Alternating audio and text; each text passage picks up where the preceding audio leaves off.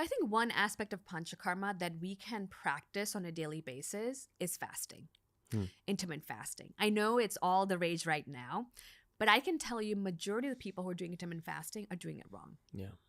This is how most people do it. They wake up and they say, I'm not that hungry. I want to skip breakfast so I can get that intermittent fasting. Lunch comes around. They say, I want to be healthy. I'm going to have some salad, some vegetables, like something simple. Then the afternoon, evening comes and you are so hungry. And then you eat your biggest meal at the end of the day, much later in the day. Right? That's what most people do and say, Dr. Parikh, I do 16 hours intermittent fasting. You should be impressed that I'm doing it. But I tell them, when your intermittent fasting window doesn't align with your internal body clock called circadian rhythm, it's actually counterproductive.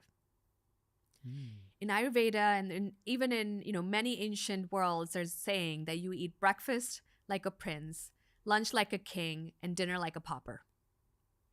We do the opposite, right? That's how intermittent fasting is not supposed to work that way. So one of the best things you can do is incorporate fasting into your daily routine. Pretty much everyone can do 14 hours intermittent fasting. Earlier the dinner, the better. Later the dinner you're eating, make it lighter, easy to digest, right? Don't skip your breakfast.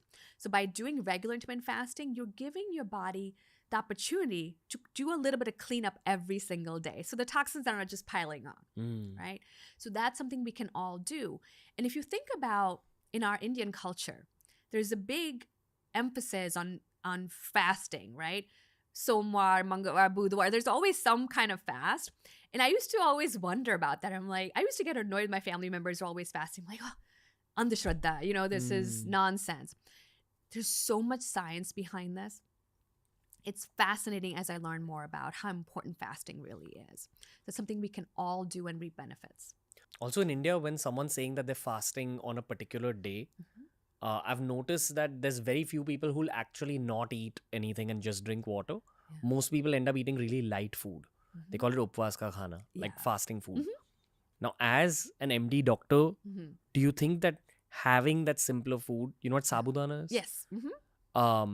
Food like that, without too much masala, without too much spice and salt, does that also help heal your digestive system?